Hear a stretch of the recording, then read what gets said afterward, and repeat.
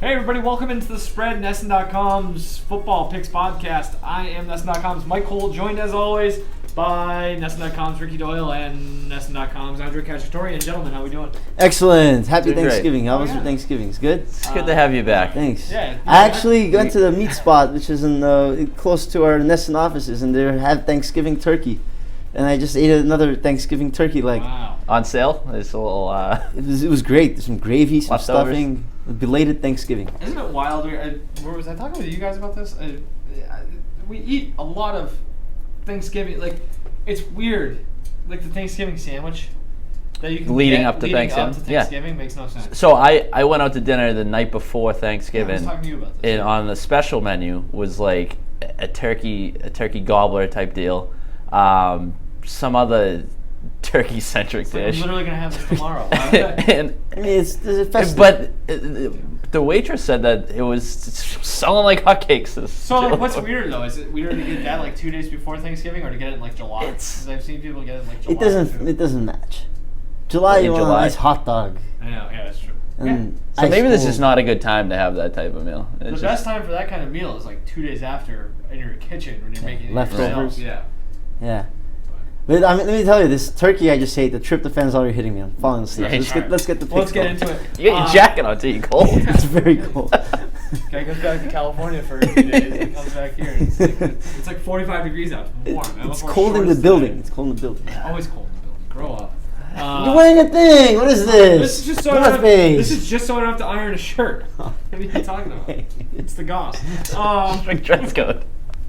Anyway, it's week 13 in the NFL. As always, we will pick the 3 best games of the week. And seemingly, as always, this is the time we mentioned that it was hard to come up with 3 great games. Every week you say this. I know, and it's true every week. No, last week though. No, 2 weeks ago. 2 weeks Yeah. ago. I mean, 2 of these 3 are good though. 2 of these Two or three are really good. And we have a couple very good weeks coming up. We were looking ahead yesterday, so it's going to get better. Which means Um, several guys will tear their ACL yeah, this that's weekend. true. Yeah. This game's look a lot different the next few weeks. Yeah, so Taysom Hill will be starting for the Saints. That's something fun. Anyway, we have the 3 best games of the week. We'll make our against the spread picks. We'll also do some locks and upsets. Before we do that, let's go back to last week. Look at how we did. And for myself, it wasn't good. Yeah, no, Mike, you went 5-10 last week. But that's okay. You know, you're still a good person. We all love you very much. And me and Ricky, you and I went 10-5. Holy jeez. Overall standings. Sorry, Mike, you went 4-11, not 5-10.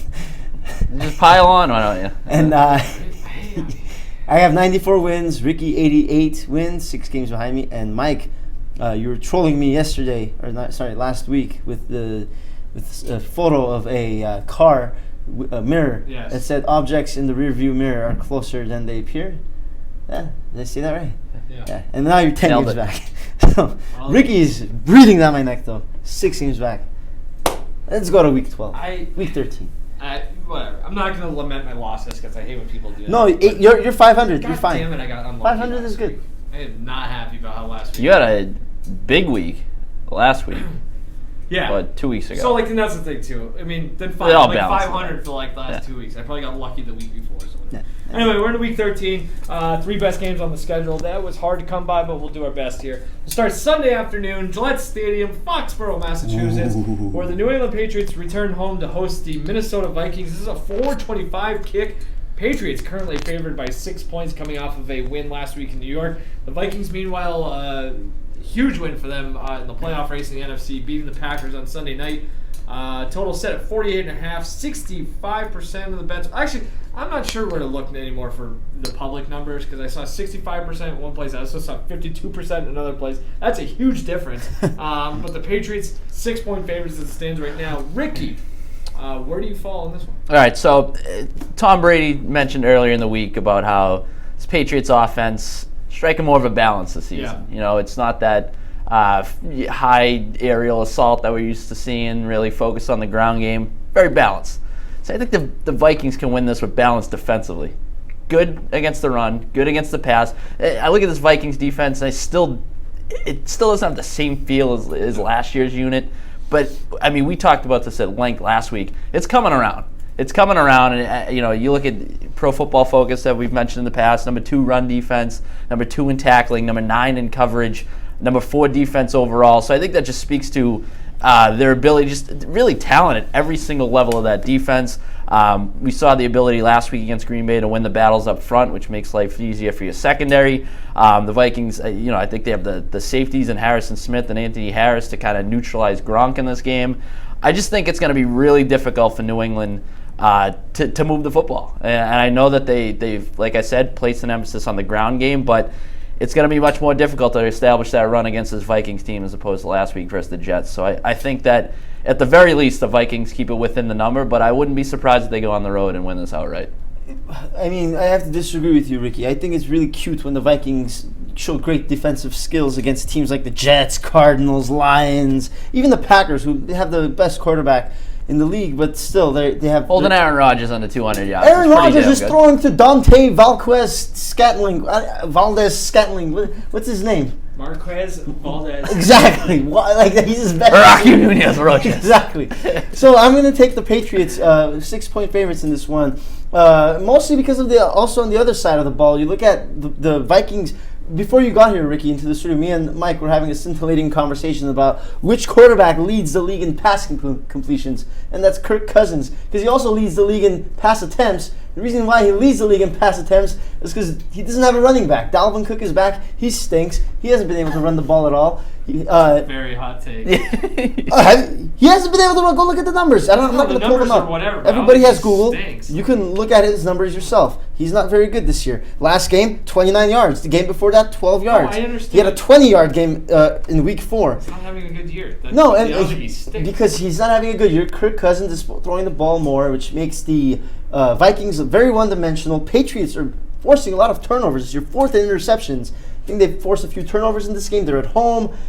Plus, the Vikings, they haven't beat a single team with a winning record this season. They're 0-3 against the actual important teams that they faced, which were the I have it right here. The Bears, Rams, and Saints. 0-3 against them. And they'll be 0-4. That's what I'm saying. They're 0-3 against them. The Patriots are on that level, right? No, that's true. I don't know about that.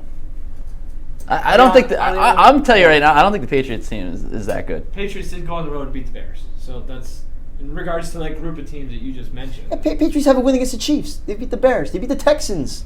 That win against the Texans. They also lost to Jacksonville and Tennessee, and they're just such a weird team to get a grasp on right now. I really enjoyed something I read on The Ringer, which is not something a lot of people say all the time. But it was talking about the Patriots. This was a couple weeks ago, saying like they're kind of like Vegas, like a Vegas casino, where they'll lose here and there, but in the long run they're gonna win because they make you do stupid stuff. And that's the thing. It's like they aren't gonna shoot themselves in the foot. So maybe they don't have the talent that they've had in years past, but they're gonna be an interesting team to watch down the stretch, just because like none of us would be surprised if they're playing the Super Bowl. Obviously, no. Right? But yeah, I think it's fair to say that they're not.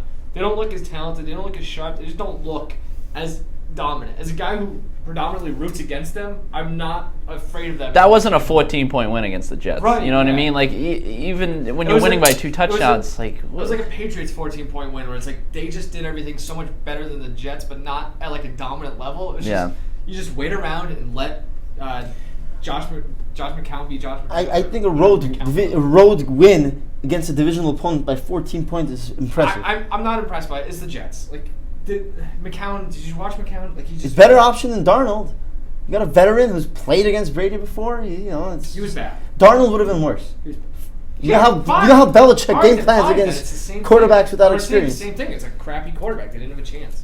Yeah, so we agree. Patriots? Who's your pick? We don't agree. That's a lot of points. And I think kind of to Ricky's point, I'm taking the Vikings because kind of like to Ricky's point, like the Vikings are just solid. And I don't see them coming in here. How are they solid? Here's the thing. So I'm picking the Vikings. Like I said, I don't like making a game pick here. If I was like gun to my head making a bet on this game, I'm taking all the unders I can find because I do think that Vikings defense has gotten a lot better. It's still very good, but I just wonder, I guess, how the Vikings are going to score points. I think that obviously they will do enough to keep the game close because that's why I'm taking the points. But again, this is not going to be a high-scoring game in my opinion.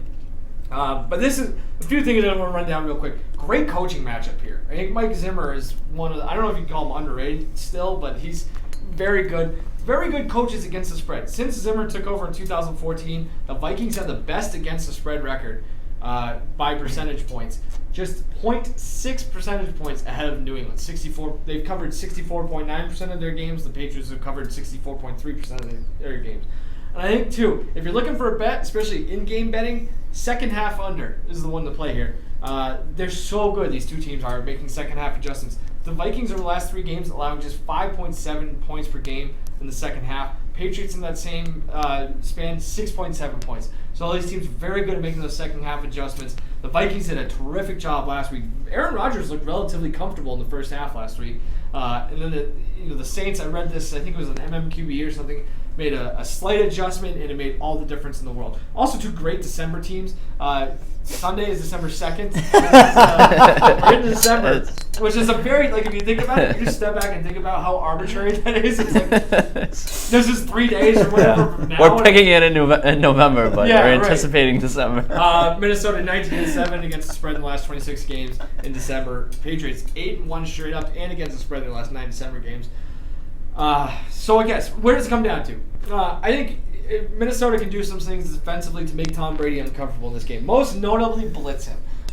Brady historically been pretty good against the blitz, but there's that stat that came out a couple weeks ago. What was it? ESPN NFL matchup show or whatever had that, where Brady had the worst passer rating in the league against the blitz this season. Nobody blitzes more than the Vikings do this season. 25.2% of opponents' dropbacks according to Pro Football Focus, and opponents have a 72.7 passer rating on plays where the Vikings blitz, 93.1 when they don't blitz. So that's when they're generating that pressure. They're very good at generating pressure up the middle as well. They did it against the Packers on Sunday night.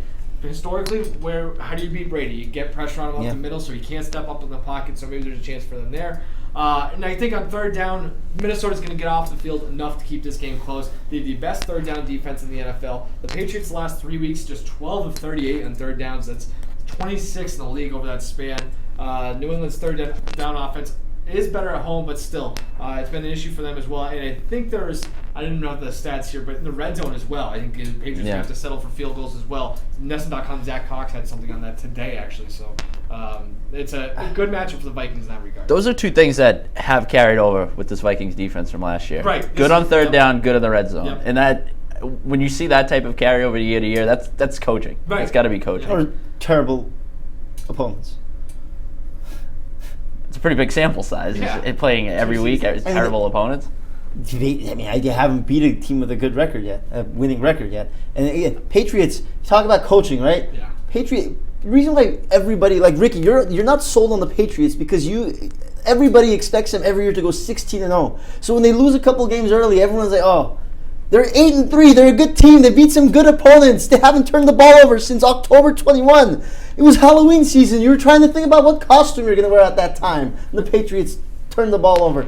They're going to be fine. They're going to win this game. In that same argument, though, I think the Vikings are a lot better now than they were back when I was choosing my costume in October. I think that they've come a long way, especially defensively. I do think, though, I will say, if the Vikings cover, I think they blow by the number. I think I'm just betting on them, the Vikings being closer to what we've seen recently, and I think that defense is that good. But if there's even slight slip-ups on that defense, they could have trouble scoring points, as I mentioned. So you mean if the Patriots cover? No, yeah, so like I'm saying, if the Patriots cover, I think they win 31-10 because they're going to give. I think they're going to give Kirk Cousins some issues with that pass rush. Because again, Trey Flowers is having a breakout season. The Vikings still have some issues offensively, but again, a lot of talent on the outside there. Cousins has been sneaky good against pressure this year, though. Yeah. I was looking at it because I started looking into it. Got a lot of experience. Because you mentioned how bad Brady has been in situations like that this year. And Cousins has 68% completion percentage under pressure, which is the best of any quarterback with more than 40 dropbacks. And I think he's good. Brady, meanwhile, ranks 38th. I think you go back and look at that's impressive. So it's quite a contrast. And same with when you look at deeper passes, 78% completion percentage under pressure for Cousins. Brady ranks 27th in that regard. Yeah, I think the most interesting matchup in this game too is going to be, on the other side is that Vikings offense with Diggs and Thielen. Belichick's really good. Obviously, taking one of those away, just like Devontae Adams a few weeks ago against the Packers. Can you do it with both of them? I don't know. Jason McCourty, by the way, chasing around guys.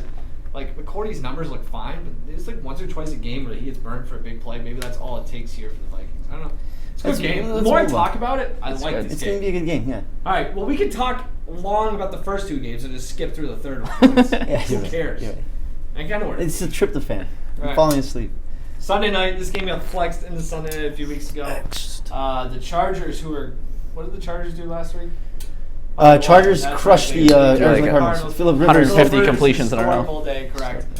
They go to Pittsburgh to take on the Steelers. Steelers, disappointing loss.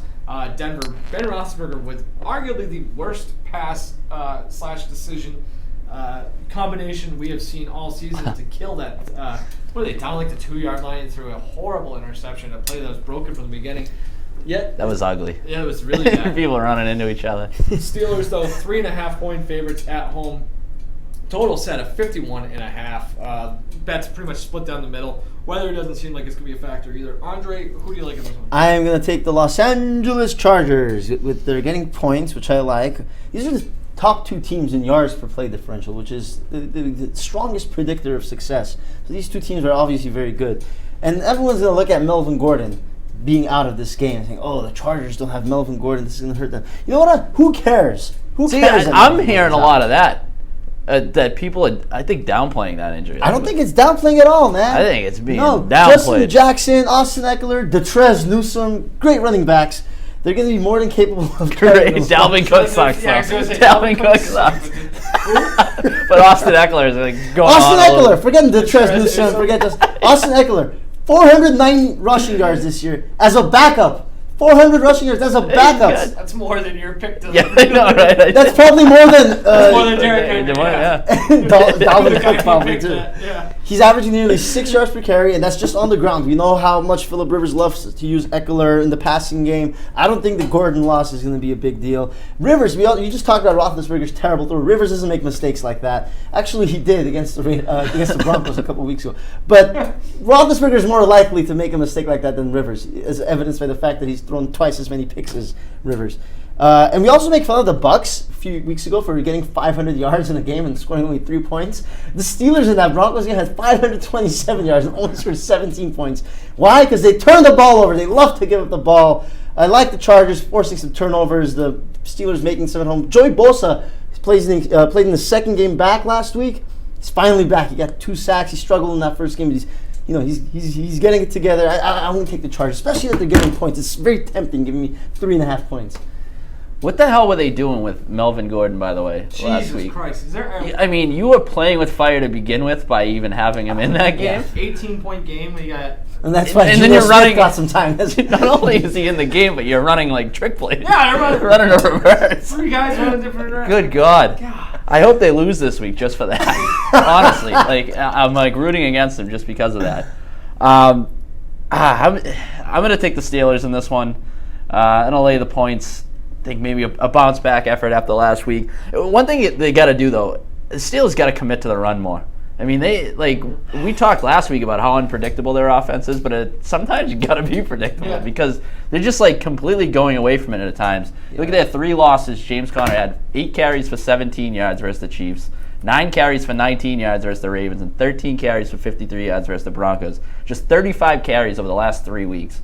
I get it, if you're having success through the year, they got all those weapons on the outside, use them. But at some point, you got to commit to the run. It's got to be this week against the Chargers. Number 27 against the run, according to Pro Football Focus. Very good coverage team. Derwin James, absolute stud. Desmond King's been, equally as good in coverage, second-year cornerback. I agree with you. I love the return of Joey Bosa and what that brings. I think we saw that, especially on third down this past week. When you can just kind of pin your ears back and get after him. But Steelers, for the most part, protect the quarterback well. So maybe that'll ultimately be the difference. So the Chargers, though. They do. I don't know. I do think that Melvin Gordon injury is going to be a lot bigger than you're leading people to believe. When Detrez Newsome gets a touchdown this week, I'll text both of you guys. I think third down, another area to watch. Chargers number 22 in third down conversion percentage, number 22 as well. An opponent third down conversion percentage. Steelers solid in both categories, so maybe it comes down to a big third down here, but I'll take the Steelers. Just laughing at the Tresnus. Okay. What's he doing this year? 3 carries, 14 yards. Did you look? No. A couple of halfback draws and garbage time. I'm going to take the Chargers as well. Some good trends. Chargers 4-1 against the spread, the last 5 on the road. Pittsburgh 3-7 against the spread, the last 10 of the big catch-up bottle. Red zone again. I'm going to talk about red zone. Chargers have the second best red zone defense in the NFL. You know who has the worst red zone passer rating in the NFL? Chargers. No. Which quarterback has the worst red zone passer rating? Phillip Rivers? No. Ben Roethlisberger. No. It's Case Keenum. And that's Blake Bortles. And that's Ben Roethlisberger. So, Roethlisberger, terrible. Which is so weird yes, because I said I'm picking the Chargers. But the Steelers also have the second best red zone scoring percentage. Yeah, well, they're whatever. So, fine. James Conner's running short runs. Which goes to show you that It's just his a numbers mess. are it's It's a sorting mess. through these things. I don't know. Like I've like really. Again, I look like an idiot because I was singing the praises of the Steelers last week, going on the road. Now this week, I'm going against them, coming home. But just I don't know. The Chargers really battle tested. Like look at their schedule, the teams that they've played this season. Whereas like the Steelers, they're kind of just entering the teeth of their schedule now. And, They have a tough schedule They left. do. It's brutal slate. They still have the Chargers, the Patriots, And the Saints. Like Jeff Driscoll. So Roethlisberger's been terrible in the red zone, and so like I was thinking about, I was like, if the Steelers kind of struggle in the red zone, maybe they hit on some big plays, maybe that's how they get their points. Let's see here, what is it? Chargers allowed the second fewest 20-plus yard pass plays, the sixth fewest 40-plus yard pass plays. They've done a really good job of limiting big plays as well. Turnovers as well. Only 3 teams have turned the ball over fewer times, than the Chargers. And only 6 teams have turned it over more than the Steelers. Steelers turn it off. Roethlisberger, man, 12 picks. He's fumbled 6 times. And against the pass rush this year, 56.1 passer rating. That's unbelievable. That's 12 interceptions and 6 fumbles. You can almost guarantee 2 turnovers a game. No, I don't even know. The fumble thing, I couldn't find. If it's how not a many recover? lost. Yeah. But still, he's putting the ball on the ground or into the other team's hands at least once or twice a game. 12 picks. That's a pick a game. Yeah, right. And like you said, so they're gonna get that. Like I think they get that pass rush. It's weird too because I didn't look up the numbers, but like it feels like Roethlisberger has been pretty good against the pass rush in prior seasons. But Not this year though. Ricky pointed out a couple weeks ago. Yeah. We talked about it, and then he refuted both of our arguments. Yeah. Dropped some knowledge on it. So I just kind of look at like there's these too many like small things to take the favorite here. Like even though they're at home, you know what I mean? It's like this like red zone turnovers, like these things that win games or at least keep it close. Like if the Steelers screw up one of those things, a 10-point game can go to the 10-point game. You and I talked about this earlier. This is 2 volatile teams. Right, yeah. You know what I mean? Like So if that's going to be the case... it could be entertaining at the very least. If that's the case, I'll take them. Give me the points. Yeah. All right, this game sucks. Monday night. Hell yeah. Washington Redskins coming off a Thanksgiving Day loss go to Philadelphia to take on the Eagles. The Eagles lucked their way into a win over the Giants, thanks in large part to a couple boneheaded throws from Eli Manning, including one terrible pass toward the end. I think it was toward the end of the first half. Just brutal. Anyway, the Eagles 6.5-point favorites. Monday Night Football. This is a huge game in the NFC East, which is still very much wide open. Ricky, who do you like? Speaking of boneheaded throws, probably bank on a few of those from Colt McCoy this week. He looked okay at the beginning on Thanksgiving, and then after a while, it's like, all right, now we're realizing that this, in fact, is Colt McCoy on the field. 3 picks in that game. Look, the Eagles, for all their flaws, still have a really good front 7. That secondary has been problematic, although it wasn't that bad against the Giants. I just think that they're going to do enough to sort of slow down Washington's rushing attack, at which point Colt McCoy is going to have to make a throw here and there, and I don't know if he does it. I think that we've talked before about the Redskins just not having really any offensive firepower whatsoever. Just concerns about that offensive line too. I mean, there's injuries along the offensive line. A new quarterback. There's just such a lack of communication. I think you saw that against the Cowboys, where they were sort of dialing up these stunts and bringing guys left and right and sort of creating all this pressure. And I don't know if Colt McCoy can handle that. And there was one point around like the third quarter where they had around 130 yards of offense, and 102 of those yards went to either Jordan Reed or Vernon Davis. I think you take away those safety valves this week. The Eagles #1 entering last week at defending tight ends in the passing game. So he's going to have to take some chances on the outside. And even though they do have that beat-up secondary in Philadelphia, on the road, I can't see Washington pulling it off. Yeah. It's a lot of points to lay. And so that gave me a little bit of pause. But the more I think of it, I can't see an avenue to win in this game for Washington. I'm taking Philly as well. Washington is 29th in yards per pass attempt, and that was even with Alex Smith. Washington was succeeding because of Smith's ability to not turn the ball over. Obviously, you have Colt McCoy now, who likes to turn the ball over. Ricky, you pretty much He just said looked like a everything deer I in was gonna say. headlights last week. Yeah. And Wentz, very underrated season. Generally looks like a deer. Yeah, it's just like He always looks the like second he comes out of the tunnel, it's like, oh boy. Wentz, underrated season. You take away that game against the Saints where he threw 3 picks. He only has 3 picks on the year aside from that game. I don't think Washington's going to do anything in this game. I'll take the Eagles. I'm going to take the Redskins. It's a lot of points I think the Washington defense is still pretty good. The Eagles, you look at what they've done this season, it's just very uninspiring. They did have one win. It's a good way to describe this game. Yeah, I know. I think they beat the Giants like 34-13 a few weeks ago, so that's a 21-point win. Their other 4 wins have been by 6, 4, 6, and 3 points. Even when they win, they don't dominate. Their secondary is a goddamn disaster. The only cornerback they have qualified for PFF ranking is Rasul Douglas, who ranks 99th among all qualified cornerbacks with a 53.2 rating. You know who else is in the secondary right now? Cravon LeBlanc with a I remember him. 52.2 rating. Patriots legend. And somebody named Shannon Sullivan, who has a 33.1 rating. So again, Rasul Douglas is 99th with a 53.2 rating. And then they bring Shannon Sullivan on the field and his 33.1 rating. So that's not good. Jordan Reed, that is an issue. But they've got the extra rest. I think they look so bad because you kind of really had to throw Colt McCoy in there in a short week with travel. I think maybe a couple. I don't know. This says my pick has more to do with the Eagles than anything else. So Josh Adams, though, he's putting up a decent year. In the last 4 games, averaging 5.4 yards per carry, 2 touchdowns. Yeah, he's been I think he might be a factor for the Eagles in this one. Yeah, he could be. Monday night, prime The time. Eagles have weapons. You know what I mean? Yeah, it's true. What a terrible game. All right, let's do locks. Andre, go ahead. It's an important game, too. It's just like we're poo-pooing this crucial divisional showdown. Lock of the week. I'm taking the Broncos over the Bengals. I think the Bengals shutting the that. spread? 4 points. Broncos are favored. Okay, yeah. No, one time I picked the underdog. I know, yeah, that's true. That's a good idea. Bengals, I think the fact that they shut Andy Dalton down, I think that has more. This is just me talking out of my ass more than anything, but I think. As opposed to any other week? No, I'm not saying there's like actual evidence of this. No report on this. It's just me speculating. I think they're benching Andy Dalton to give up on the season so they can have a reason to fire Marvin Lewis. I don't think he's that hurt. But they need any more? I think Andy Dalton's not that hurt. I think they put him on the IR so they can just lose even more. So that's just me speculating.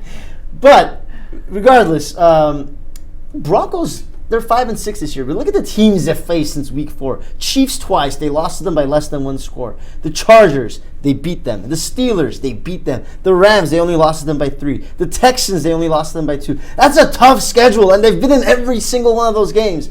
The Broncos are a good team. They're going to be a wild card team, I think. And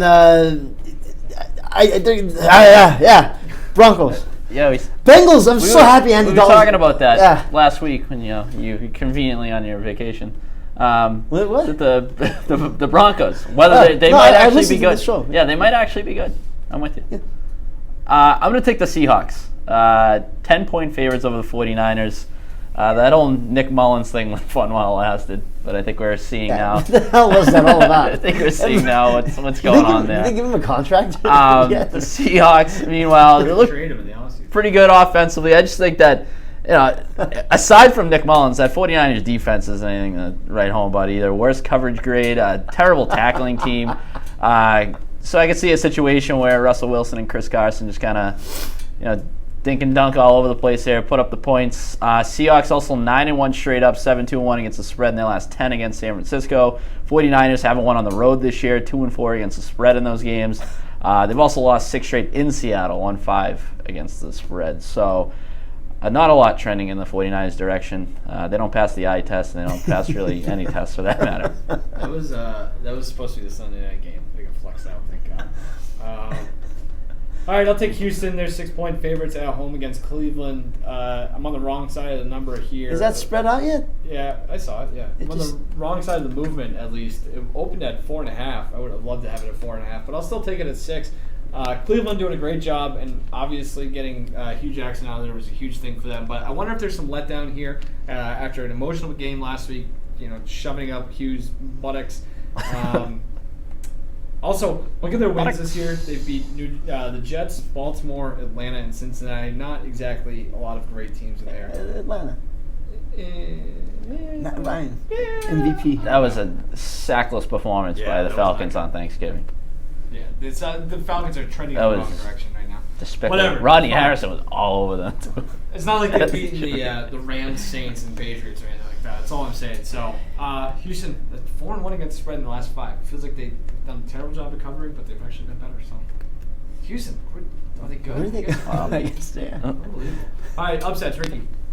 I don't know. I think the Jets, 9.5-point underdogs over the Tennessee Titans, because they're making me look like an ass for my preseason predictions. Derrick Henry doing absolutely nothing. Marcus Mariota is becoming an issue. Actually, He had a great saying, game. he had like He's 7 coming after Phillip Rivers' record. Yeah, but like all the while, like they weren't moving the ball. Like it was so strange. I look up and it's like 15 straight completions, and I'm like, they're down by 3 He got touchdowns. sacked like 90 times. Yeah, so that I don't know what to make of that Tennessee team. It's just a classic. Like 8-8 mediocre football team. Nothing more, nothing less. They're whatever. In which case they're vulnerable to a game like this, where the Jets, whatever. Pull it out every now and then. Hey, Josh McCown's an experienced quarterback. Is he playing again? That's a good question. I don't know. I like Josh McCown. I don't care. Mike Vrabel looks like a very mean person. I'm going to take the Bills upset over the Dolphins, 5-point I love that underdogs. one. You stole my pick. I like that one too. I like that I one a mean, lot. I submitted at 11 a.m. We're shooting this at 3 You jumped p.m. on You guys that had early. all week to put. Yeah, I know. I love the Bills. Josh Allen's like starting to kind of figure out this whole quarterback thing, but not really. But the last 2 games, Bills are averaging more than 6 yards per play. The Bills' biggest issue is they couldn't move the ball. Now they're kind of moving it. And, Miami, 29th in yards per play differential. They're terrible. Buffalo, they can force turnovers. I like this. I'm getting points, But I think the Bills win outright, too. I'm going to take the Bucks at home. Getting points against the Panthers. Panthers kind of in a tailspin right now. The Bucks numbers are so weird. The offense is It's Christmas season. They're gonna love to give the ball away even more. I know that's the problem. They turn the ball over way too much. A lot of stocking stuffers. They're stuffers. 9th in scoring offense. They're 1st in passing yards. What? 4th in time of possession. 2nd in number of plays. 4th in yards per play. Matched up pretty well against that Carolina defense. I like them at home. I like them getting points here. I like that the OddsShark supercomputer predicts them to win 29-24 outright. So let's roll the supercomputer this week. I'll take the Bucks as my upset game. Look at the Bucks. I love the supercomputer. Bucks have 23 interceptions. They've thrown the ball to the other team 23 times, and on defense they only have 3 interceptions. That's bad. Not great. That's why It's gonna be a shootout. What I love about that supercomputer, though, is when you see a really lopsided score. It'll be like, this team is projected to win 45-6. It's like, wow, that's a take. It's safe. It's running the numbers. And Supercomputer's got some moxie. Love the supercomputer. no problem going out on the limb. I love it. OddsShark. Love the supercomputer. Big thanks to OddsShark as well for a lot of our trends, information, things like that. Go check them out. Make sure you go spend some time. Get to know the supercomputer. You won't be sorry. the supercomputer has the Packers beating the Cardinals 32-11. Yeah, sounds which is probably going to be the case. Yeah. I'm not saying it's inaccurate. I'm saying, but it has no problem going out on a limb, which I love. It also has no problem apparently coming up with the weirdest football scores. Half points. 32-11. I don't think we're Anyway, that's the spread. That's.com's Football Picks podcast. We will be back again next week for what's hopefully a better week of football. Enjoy the games, win your bets, do all that, and thanks for watching / listening. We'll see you next week.